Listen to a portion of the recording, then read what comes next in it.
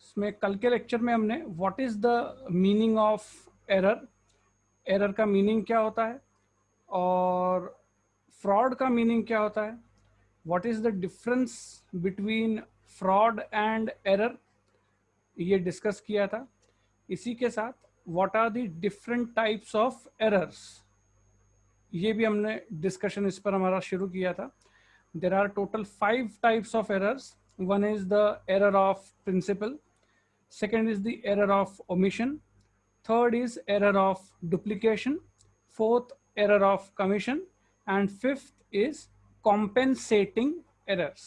Okay, 5 type के errors होते हैं। मतलब अकाउंटिंग करते वक्त आपसे या आपका जो अकाउंटिंग स्टाफ है उनसे 5 टाइप की गलतियां हो सकती है। ओके, जो भी गलतियां हो सकती है उनको हमने 5 अलग अलग कैटेगरीज में डिवाइड किया है।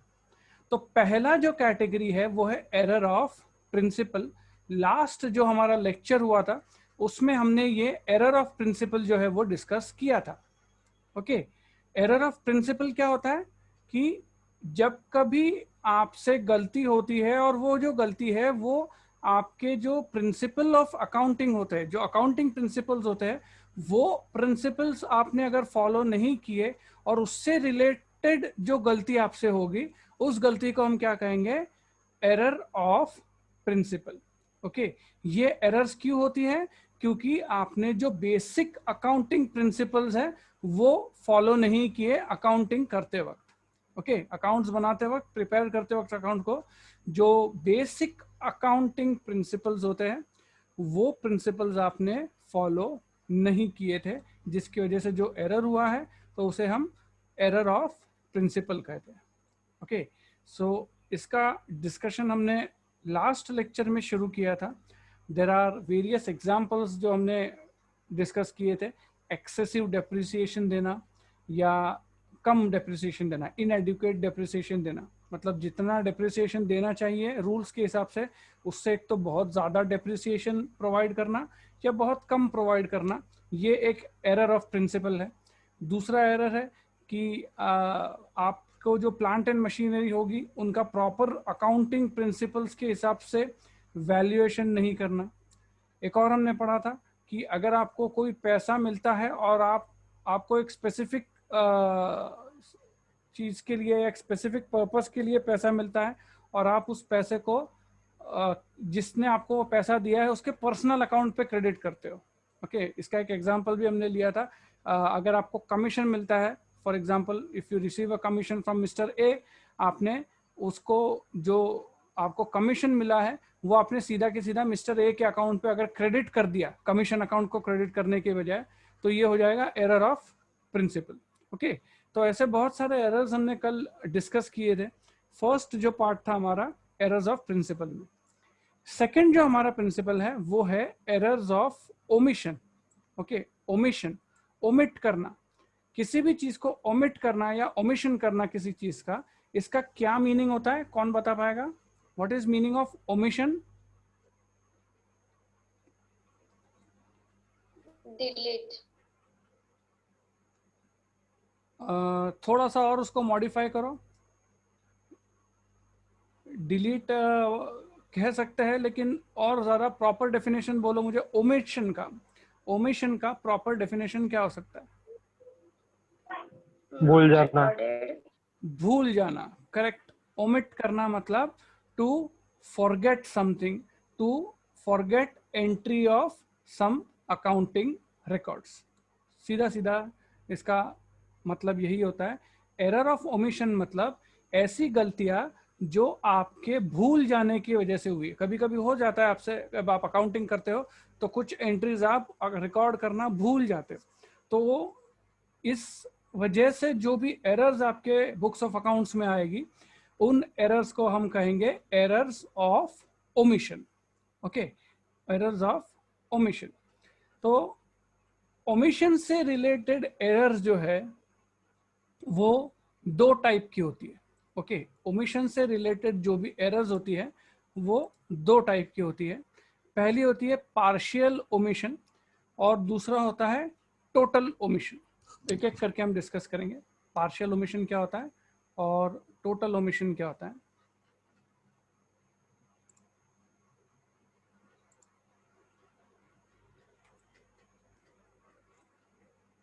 सो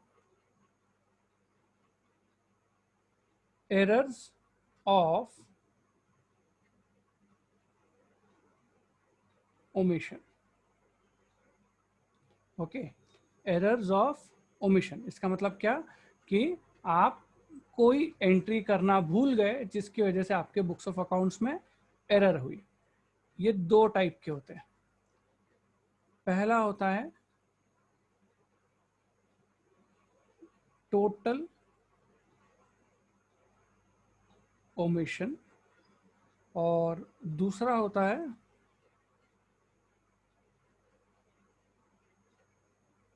पार्शियल ओमिशन। ओके, पहला था टोटल ओमिशन और दूसरा था पार्शियल ओमिशन। अभी इसके नाम पे से ही आपको क्लियर हो जाएगा कि इनका क्या मतलब होता है, क्या मीनिंग होता है। टोटल ओमिशन मतलब आप पूरी के पूरी एंट्री को रिकॉर्ड करना भूल गए। ओके, टोटल ओमिशन का क्या मतलब है कि आप पूरी के पूरी एंट्री को रिकॉर्ड करना भूल गए। अब अकाउंटिंग एंट्रीज जो होती है उनके दो इफेक्ट्स होते हैं, आपको सभी को पता होगा, आपने फर्स्ट ईयर से अकाउंटिंग सीखा है। हर एक अकाउंटिंग एंट्री के दो इफेक्ट्स होते हैं। अब यहाँ पे टोटल ओमिशन मतलब आपने दोनों में से एक भी इफेक्ट दिया नहीं, ना डेबिट का इफेक्ट दिया ना क्रेडिट का इफेक्ट दिया, पूरा के पूरा ट्रांजैक्शन ही आप रिकॉर्ड करना क्या हुआ आपसे, आप भूल गए। तो ये जो एरर रहेगी इसे हम टोटल ओमिशन कहेंगे। ओके, ऐसा एरर या ऐसा ट्रांजैक्शन जो आप पूरी तरह रिकॉर्ड करना ही भूल गए उसे हम क्या कहेंगे कि टोटल ओमिशन, पूरी एंट्री ही आप लिखना भूल गए। पार्शियल ओमिशन में क्या होता है फिर? पार्शियल ओमिशन में आपने एक जगह पे सही सही एंट्री पास की होगी, ओके, और दूसरी जगह पे जो एंट्री पास करनी थी वो आप भूल गए। ओके, हर एक अकाउंटिंग एंट्री के दो हर एक अकाउंटिंग एडजस्टमेंट की दो एंट्रीज होती है। तो एक एंट्री आपने बराबर से करी है बुक्स में और दूसरी एंट्री आप जो है वो रिकॉर्ड करना भूल गए, तो उसे हम कहेंगे पार्शियल ओमिशन। ओके, एक बार देखते हैं नोट्स में क्या लिखा है दोनों के बारे में। फर्स्ट है टोटल ओमिशन। तो टोटल ओमिशन क्या होता है कि when a transaction is totally omitted from the books of accounts. Okay, पूरी तरह उसको आपने लिखना ही छोड़ दिया है, लिखा ही नहीं है, तो उसे हम कहेंगे टोटली ओमिटेड ट्रांजैक्शन। अब ऐसा जो ट्रांजैक्शन रहेगा ना वो आपके बुक्स में ही नहीं आया, तो वो आपके ट्रायल बैलेंस में दिखेगा क्या? दिखेगा क्या आपके ट्रायल बैलेंस में? जिस ट्रांजैक्शन को आपने रिकॉर्ड ही नहीं किया वो आपके ट्रायल बैलेंस में दिखेगा क्या? दिखेगा ही नहीं। तो आपका ट्रायल बैलेंस जो होगा वो यहाँ पे टैली होगा। इस गलती की वजह से आपका ट्रायल बैलेंस जो होगा वो टैली होगा। ऐसा नहीं होगा कि ट्रायल बैलेंस टैली नहीं हो रहा। तो आपका ट्रायल बैलेंस अगर टैली होगा तो आपको ऐसा लगेगा कि हमारा अकाउंटिंग जो है वो प्रॉपरली हुआ है, लेकिन एक्चुअल में आपसे मिस्टेक हुई होगी, आपने कुछ एंट्रीज जो है वो लिखना आप भूल गए। ओके, तो ऐसे केसेस में ये जो मिस्टेक्स होती है ना, टोटल ओमिशन जिसको हम कहते हैं कि टोटल एरर ऑफ ओमिशन जो होती है, इनको ढूंढना जो होता है वो बहुत डिफिकल्ट होता है। आपको ट्रायल बैलेंस देख के समझेगा ही नहीं कि आपसे कोई एरर हुई है, क्योंकि ट्रायल बैलेंस आपका टैली होगा। ट्रायल बैलेंस टैली क्यों होगा? ऑब्वियसली ट्रायल बैलेंस टैली होगा कि देखो हर एक अकाउंटिंग एडजस्टमेंट जो होता है, जैसे अभी हमने डिस्कस किया, हर एक अकाउंटिंग एडजस्टमेंट के, हर एक अकाउंटिंग ट्रांजैक्शन के दो एडजस्टमेंट्स होते हैं, एक होता है डेबिट और एक होता है क्रेडिट। सभी को पता है ये बात। जर्नल एंट्रीज आप करते हो, एक अकाउंट को डेबिट करते हो, दूसरे अकाउंट को क्रेडिट करते हो। उसका जब लेजर पोस्टिंग करते हो तो भी वैसा ही करते हो, एक अकाउंट को डेबिट करते हो, उसी अमाउंट से दूसरे अकाउंट को आप क्रेडिट करते हो। ओके, तो जब आप ट्रायल बैलेंस बनाएंगे एट दैट टाइम, अगर आपने एंट्रीज बराबर से करी है तो आपका जो ट्रायल बैलेंस होगा उसका जो डेबिट साइड और क्रेडिट साइड होगा वो सेम होगा और वो बैलेंस, ट्रायल बैलेंस आपका टैली होगा। लेकिन अगर आपसे एक साइड पे कोई मिस्टेक हुई है, दूसरी साइड पे मिस्टेक नहीं हुई, एक साइड पे कोई मिस्टेक हुई है, तो ट्रायल बैलेंस आपका टैली नहीं होगा। टोटल ओमिशन में क्या होता है कि आपने ना डेबिट का एंट्री किया है और ना ही क्रेडिट का एंट्री किया है, तो आपका ट्रायल बैलेंस में ये अमाउंट ही नहीं आएगी, तो ट्रायल बैलेंस आपका टैली होगा। तो आपको ऐसा लग सकता है कि हमारा ट्रायल बैलेंस टैली हो रहा है, मतलब हमारे बुक्स ऑफ अकाउंट्स बराबर होंगे, लेकिन आपके बुक्स ऑफ अकाउंट्स में कहीं ना कहीं एरर होगी। और वो एरर ढूंढेंगे कैसे आप? तो जब आप डिटेल में आपके बुक्स ऑफ अकाउंट्स को चेक करोगे, ओके, जब आप डिटेल में आपके बुक्स ऑफ अकाउंट्स को चेक करोगे, एक एक ट्रांजैक्शन का जब ऑडिट होगा, तब ये जो एरर ऑफ ओमिशन है ये सामने आएगी। ओके, यहाँ पे कुछ एग्जांपल्स है टोटल एरर ऑफ ओमिशन के। ओमिशन ऑफ परचेस और सेल फ्रॉम परचेस बुक और सेल्स डे बुक रिस्पेक्टिवली, सबसे कॉमन टाइप का मिस्टेक है ये। जैसे कि एक दिन आपके पास बहुत सारे कस्टमर्स आए थे, बहुत सारा सेल आपका एक दिन हुआ था, उसमें कस्टमर्स की घाई घाई में आपने क्या किया कि एक जो कस्टमर था उसने आपसे जो परचेसेस किए थे उसका सेल आप रिकॉर्ड करना ही रह गया। जो आपकी सेल्स बुक थी उसमें आपने वो कस्टमर को जो सामान बेचा है उसका रिकॉर्ड बनाना रह गया आपसे। तो उसका अगर आपने रिकॉर्ड ही नहीं किया, सेल्स बुक में उसको रिकॉर्ड ही नहीं किया, तो ये क्या हुआ? टोटल ओमिशन हो गया।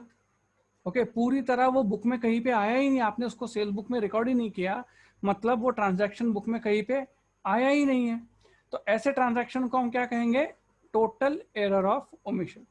अब ये डिटेक्ट कैसे होगा कि आपने जो बिल दिया होगा कस्टमर को, वो बिल आपके पास होगा, लेकिन उसकी एंट्री जो होगी वो सेल्स बुक में नहीं होगी। तो जब ऑडिटर आपका ऑडिट करेगा, सेल्स बुक का ऑडिट करेगा, तब वो एक एक जो आपका बिल लेगा और जब वो बिल को आपकी सेल्स के एंट्री के साथ मैच करेगा, तब जाके ये एरर जो है ये सामने आएगा कि XYZ एक नंबर का बिल था, इस नंबर के बिल के सेल की एंट्री कहाँ है? अगर नहीं है, मतलब आपसे क्या हुआ है? एरर ऑफ ओमिशन हुआ है। ओके, समझ में आ रहा है आपको? टोटल एरर ऑफ ओमिशन में किसी को कोई डाउट है? ठीक है, आपके अटेंडेंस मेरे पास रिकॉर्ड हो रहा है। एरर्स ऑफ ओमिशन पे हमारा डिस्कशन चल रहा है। सेकंड उसमें जो टाइप है, सेकंड एरर ऑफ ओमिशन जो है वो है पार्शियल ओमिशन। ओके, सेकंड जो एरर है ओमिशन की वो है पार्शियल ओमिशन। पार्शियल ओमिशन क्या होता है कि आपने पूरी तरह ट्रांजैक्शन ओमिट नहीं किया, आपने एक एंट्री बराबर से करी है और उसका दूसरा एंट्री आपसे करना रह गया है। ओके, मतलब एक इफेक्ट आपने दिया होगा, इधर डेबिट का या क्रेडिट का एक इफेक्ट आपने दिया था, और जो दूसरा इफेक्ट है वो आपका अगर अकाउंट में एंटर करना रह गया है, तो उन टाइप के एरर्स को हम कहेंगे कि ये क्या हुई है? पार्शियली ओमिटेड एरर्स है। ओके, पार्शियली ओमिटेड एरर्स जो होती है वो ढूंढने में बहुत इजी होती है, क्योंकि पार्शियली ओमिटेड एरर्स से क्या होगा कि आपका ट्रायल बैलेंस जो है वो टैली नहीं होगा। ओके, क्योंकि आपने एक एंट्री करी होगी, डेबिट या क्रेडिट की एक एंट्री करी होगी और दूसरा एंट्री आप भूल गए होगे, जिसकी वजह से क्या होगा कि आपका डेबिट साइड और क्रेडिट साइड जो है वो मैच नहीं करेगा। और अगर डेबिट साइड और क्रेडिट साइड मैच नहीं करता आपका, तो ऑब्वियसली आप समझ जाओगे कि कोई ना कोई एरर आपसे हुई है और आप वो एरर ढूंढ लोगे। सो पार्शियल ओमिशन के ट्रांजैक्शंस जो होते हैं वो ऐसे होते हैं कि which those transactions which are partially omitted from the books of accounts are called partially omitted transactions. यहाँ पे भी एक एग्जांपल देखिए, where total of purchase day book और sales day book is omitted to be posted in purchase और sales account. Okay, ये क्या हुई? पार्शियल एरर हुई। मतलब कोई ट्रांजैक्शंस हुए हैं, वो ट्रांजैक्शंस आपने परचेज डे बुक और सेल्स डे बुक में रिकॉर्ड भी किए, लेकिन बाद में at the end of the day जो टोटल सेल्स होते हैं उस दिन के या टोटल परचेसेस होते हैं, वो आप परचेस और सेल अकाउंट में लिखना भूल गए। ओके, या तो फिर कोई ट्रांजैक्शन हुआ, आपने कैश बुक में उसको रिकॉर्ड किया, सपोज आपने परचेस किया, कैश में परचेसेस किए, तो आपने कैश बुक में उसको रिकॉर्ड किया, लेकिन लेजर में आप रिकॉर्ड करना भूल गए। कोई रिसीट हुई या कोई पेमेंट किया आपने, उसको आपने कैश में रिकॉर्ड किया कि यस कैश इज रिसीव्ड, पर उसका जो रिस्पेक्टिव लेजर था उसमें उसकी अकाउंटिंग करना आप भूल गए। तो ये जितने भी ट्रांजैक्शंस हम लोग यहाँ पे बात कर रहे हैं, ये सभी ट्रांजैक्शंस जो हो गए ये पार्शियली ओमिटेड ट्रांजैक्शंस हो गए। और इन टाइप की जो एरर्स है, पार्शियली ओमिटेड ट्रांजैक्शंस की जो एरर्स है, इन एरर्स को हम कहते हैं पार्शियली ओमिटेड एरर्स। ओके, तो एरर ऑफ ओमिशन जो होते हैं वो दो टाइप के होते हैं, partial omission and total omission. तीसरा टाइप का जो एरर होता है वो होता है एरर ऑफ डुप्लीकेशन। ओके, तीसरा टाइप का जो एरर होता है वो होता है एरर ऑफ डुप्लीकेशन। तो ये क्या होता है? डुप्लीकेशन मतलब क्या, कोई बता पाएगा? What do you mean by duplication?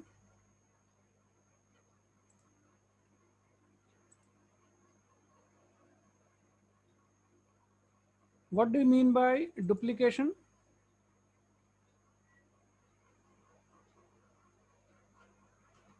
Double record होना। करेक्ट, डबल रिकॉर्ड होना, एक ट्रांजैक्शन को दो बार रिकॉर्ड कर देना। हो सकता है ऐसा कि आप एक ही ट्रांजैक्शन को दो बार रिकॉर्ड कर लो, आपको लगे कि ये ट्रांजैक्शन मैंने पहले रिकॉर्ड नहीं किया था और आप उसको डबल रिकॉर्ड कर दो। ओके, ऐसा हो सकता है।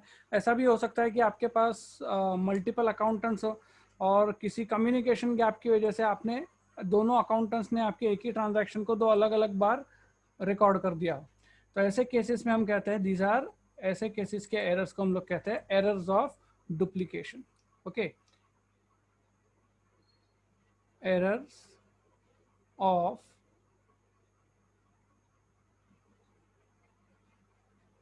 Duplication. Okay, errors of duplication क्या होता है कि एक ही ट्रांजैक्शन को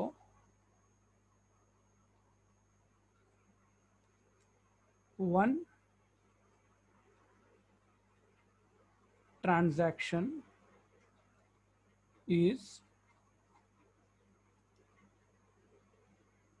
recorded twice।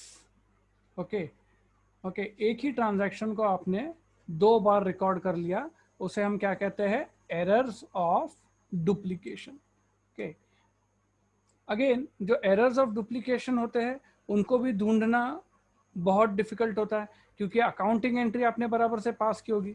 सपोज आपने लेटर से कि आपने sold goods of ₹5,000 to Suresh on credit. Okay, sold goods of ₹5,000 to Suresh on credit. इसकी जर्नल एंट्री बताओ मुझे।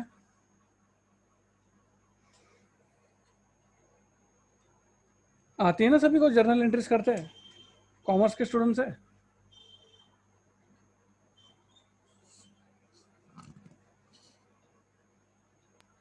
Suresh account debit to goods account. Okay, तो Suresh account, Suresh is the receiver, Suresh account debit, credit के sales है इसके लिए सुरेश के अकाउंट को डेबिट कहेंगे हम टू गुड्स, गुड्स बाहर गए हमारे बिजनेस के। ओके, अब ये एंट्री पूरी तरह सही है, इसमें कोई भी मिस्टेक नहीं है। लेकिन अब इसमें मिस्टेक नहीं है मतलब ट्रायल बैलेंस में एक एंट्री आपने प्रॉपर डेबिट करी है, एक एंट्री आपने प्रॉपर क्रेडिट करी है, ट्रायल बैलेंस आपका टैली होगा। आपसे यहाँ पे मिस्टेक क्या हुई है कि ये एंट्री जो थी ना, ये एंट्री आपने दो बार कर ली घाई घाई में, एक ही दिन में बहुत सारे 5-5 हजार के सेल्स थे, तो आपको कंफ्यूजन हुआ कि सुरेश को जो गुड्स बेचे थे हमने रिकॉर्ड किए या नहीं। तो आपने फिर से Suresh account debit 5,000 to goods account 5000, इस तरीके की एंट्री कर ली। ये जो एरर आपसे हुई है ना, इस एरर को हम कहते हैं एरर ऑफ डुप्लीकेशन। एक ही अकाउंटिंग एंट्री जो सही थी, गलत भी नहीं थी, एक ही अकाउंटिंग एंट्री आपने 2 बार पोस्ट कर दी है।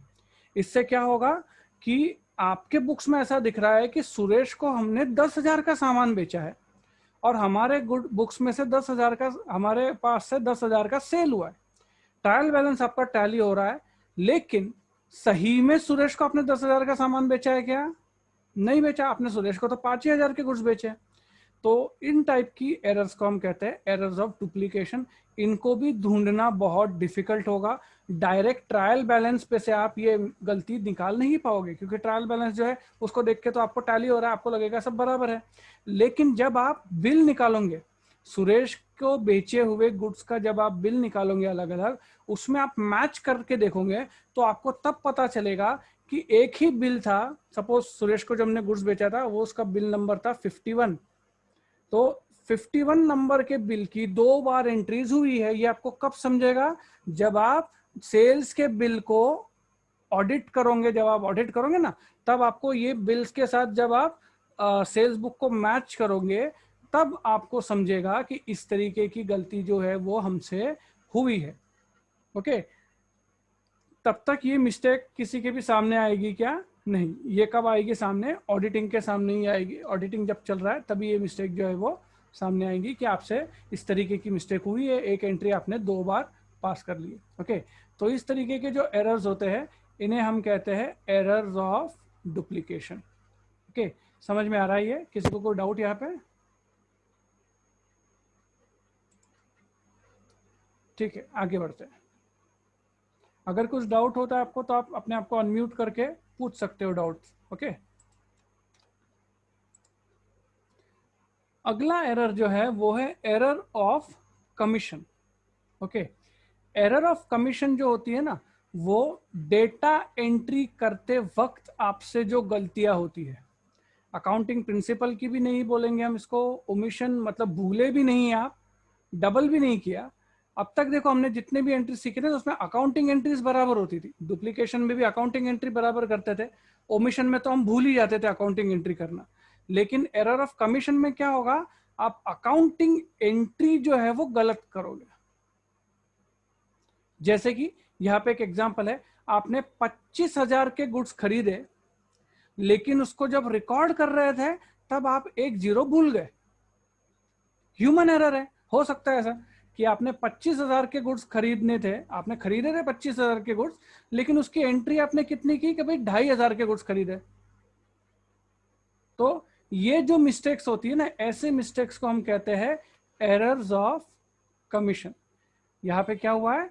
ओरिजिनल एंट्री जो होगी, मतलब अब यहाँ पे जैसे परचेस किया आपने 25,000, ओरिजिनल एंट्री बराबर होगी कि 25,000 के गुड्स परचेस किए, लेकिन जब आप उसकी पोस्टिंग कर रहे थे लेजर में, तब आपसे क्या हुआ? आपने गलती से उसको 2,500 रुपये दिखा दिया परचेस बुक में।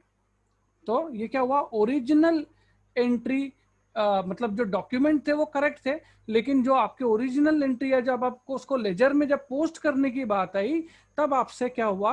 आपसे गलती हो गई, जिसकी वजह से गलत अमाउंट पोस्ट हो गई या गलत अकाउंट पे अमाउंट पोस्ट हो गई। ऐसा कुछ भी हो सकता है। जैसे यहाँ पे सेकंड एग्जांपल लो, आपने ए बी कंपनी से क्रेडिट परचेस किया, ओके, लेकिन भूल से आपने वो क्रेडिट किसको कर दिया? बी ए कंपनी को। ओके, जैसे कि आपके पास 2 अकाउंट्स थे, सपोज एक था मिस्टर रमेश पाटिल और दूसरा था मिस्टर रमेश पाठक। ओके, दोनों का नाम रमेश रमेश था, सरनेम अलग अलग थे, दोनों ही आपके क्रेडिटर्स थे। तो आपने मिस्टर रमेश पाटिल के पास से गुड्स परचेज किए और अकाउंट किसका क्रेडिट कर दिया? मिस्टर रमेश पाठक के अकाउंट को क्रेडिट कर दिया। तो ये क्या हुआ? ये हुआ आपका एरर ऑफ कमीशन। आपने जब लेजर में आप अकाउंटिंग कर रहे थे, तब आपसे अगर कुछ गलतियां हुई है तो उस एरर्स को हम कहेंगे एरर ऑफ कमीशन। एक और टाइप की एरर होती है इसमें, रॉन्ग टोटलिंग। ओके, अगर आप टोटलिंग करते वक्त कुछ गलत टोटल कर देते हो, जैसे कि परचेस डे बुक, यहाँ पे एग्जांपल दिया है, परचेस डे बुक जो है उसकी टोटल आपने 1,12,500 लिख दी, लेकिन एक्चुअल में उसकी टोटल थी 1,21,500। ओके, जो दो फिगर्स थे वो अदला बदली हो गए आपसे घाई घाई में, आपसे आप जब टोटलिंग कर रहे थे तब आपसे जल्दी जल्दी में क्या हो गया, जल्दबाजी में, कि आपसे जो फिगर्स थे अकाउंट्स के या जो अमाउंट के फिगर थे वो आपसे गलत तरीके से पोस्ट हो गए। तो इससे क्या हो रहा है, रॉन्ग टोटलिंग होगी, टोटल क्या आपकी जो है वो गलत होगी। ओके, तो ऐसे बहुत सारे एरर्स होते हैं, इन एरर्स को हम क्या कहते हैं, एरर्स ऑफ कमीशन। उसके बाद लास्ट आता है, लास्ट जो एरर आती है वो होती है कंपेंसेटिंग एरर्स।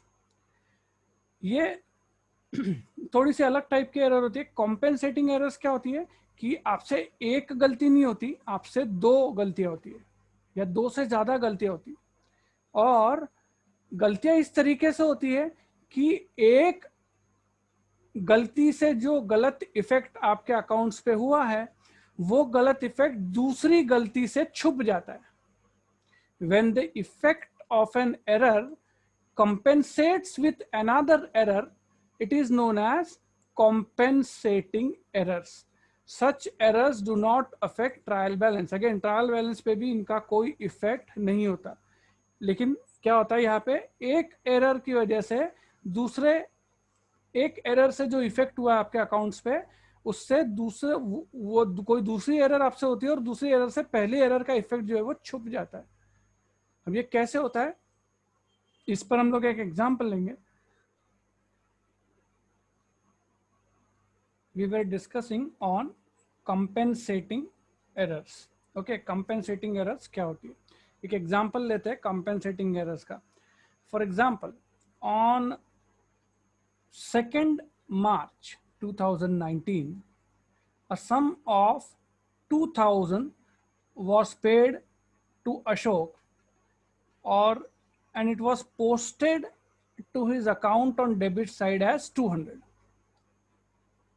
ओके, मतलब आपने अशोक को 2,000 रुपये पे किए, कैश में आपने उसको 2,000 रुपये दिए, लेकिन उसके अकाउंट को आपने कितना पोस्ट किया है, 200 रुपये।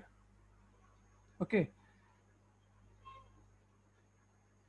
सेकेंड एंट्री 26 मार्च को हुई। 26 मार्च को क्या हुआ कि आपने दीपेश को 200 रुपया पे किया।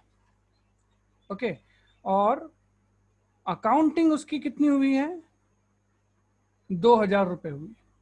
उसके अकाउंट में जो अकाउंटिंग हुई है वो 2,000 हुई। अब इसमें क्या होगा, तो सबसे पहले तो आप मुझे जर्नल एंट्रीज बताओ कि अगर हम अशोक को पैसा दे रहे हैं, suppose we are paying some money, अभी पैसा थोड़ी देर के लिए जाने दो, अशोक को हम कैश पे कर रहे हैं, तो उसकी जर्नल एंट्री क्या आएगी,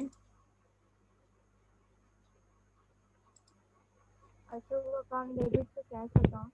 करेक्ट, तो Ashok account debit to cash account. Second entry देखो हमारी क्या होनी चाहिए थी, सेकेंड बार हमने क्या किया कि हमने दीपेश को भी पैसा दिया। ओके, तो दीपेश का भी एंट्री देख लेते हैं, दीपेश का भी एंट्री सेम होना चाहिए था। क्या होना चाहिए था, Dipesh account to cash account. Okay, अब हुआ क्या है कि अशोक को हमने 2,000 रुपये कैश दिए। ओके, अशोक को हमने 2,000 रुपये कैश दिए। अब इसका लेजर अकाउंट कैसा दिखेगा, लेजर अकाउंट कैसा दिखेगा, देखो अशोक का जो अकाउंट होगा, अशोक का जो अकाउंट होगा उसके कौन से साइड पे कैश दिखेगा, डेबिट साइड। ओके ओके, यहाँ पे कितना दिखेगा, अशोक अकाउंट पे यहाँ पे डेबिट साइड पे कैश दिखेगा। और जो कैश अकाउंट होगा, ओके, कैश अकाउंट हम क्या करते हैं, कैश अकाउंट हम लोग कॉमन बनाते हैं दोनों के लिए, कॉमन कैश अकाउंट तो कॉमन ही होता है ना। तो कैश अकाउंट जो होगा उसके क्रेडिट साइड पे अशोक दिखेगा, कितना दिखेगा? जो भी उसका अमाउंट हमने पे किया होगा वो दिखेगा। अब प्रॉब्लम क्या हो रहा है यहाँ पे, ध्यान से देखो। जब हमने अशोक को 2000 रुपए दिए ना, तो उसके अकाउंट में हमने 200 रुपए एंटर किए। मतलब जब हमने अशोक को पैसे दिए 2000, कैश अकाउंट में हमने बराबर 2000 एंट्री की, ओके। लेकिन जो अशोक का अकाउंट था ना, वहां पे हमने कितना दिखाया? 200 रुपया दिखाया सिर्फ। ये समझा? यहां तक समझा? अब Yes, sir. अब Yes, आगे sir. आगे आगे देखते हैं। फिर दीपेश की भी एंट्री कर लो, ओके। दीपेश को के साथ भी ऐसा ही कुछ हुआ। दीपेश को भी हमने कैश दिया, लेकिन यहाँ पे गलती क्या हुई, ध्यान से देखो। दीपेश को जो हमने कैश दिया ना, वो 200 रुपये ही कैश दिया, लेकिन उसके अकाउंट में हमसे एंटर हो गया 2000 रुपये। मतलब दीपेश को भी जो हमने कैश दिया, दीपेश को यहाँ पे, दीपेश को जो हमने कैश दिया है वो कितना दिया है? 200 रुपया दिया है, ओके। लेकिन दीपेश को कैश कितना चले गया, दिखाया गया है 2000 रुपया। ये समझ में आ रहा है आपको? Yes sir. ओके। अब ये सपोज इनको ये जो है अभी, अब जब आप अकाउंट्स क्लोज करेंगे तो क्या होगा?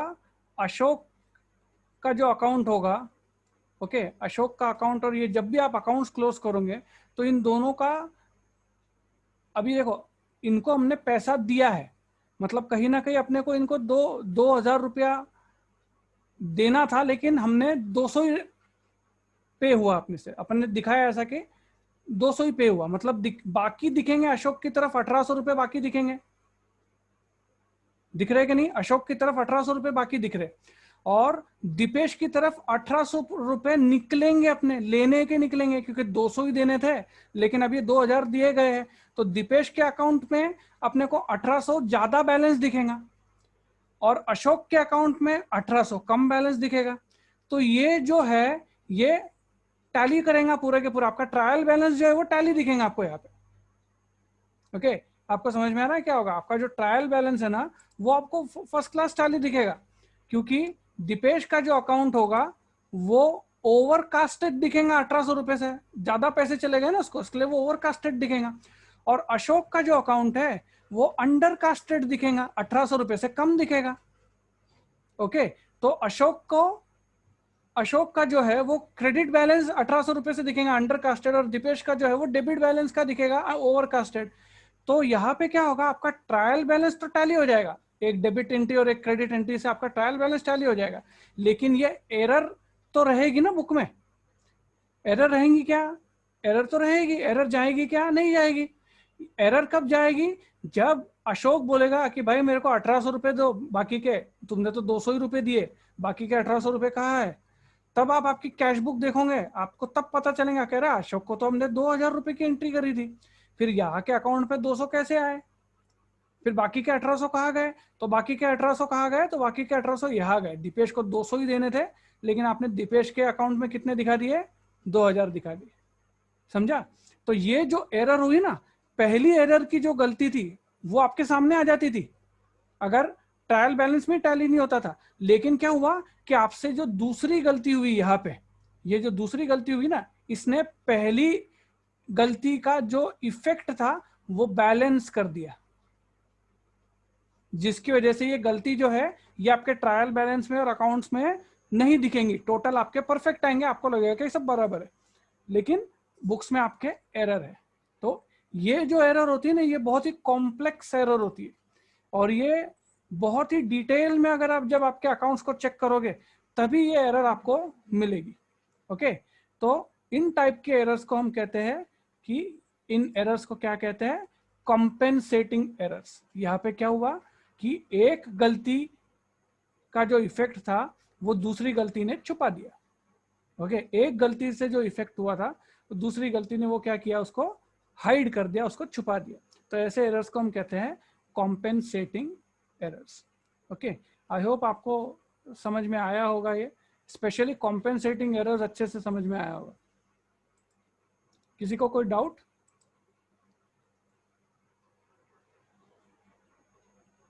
Any doubt? सर।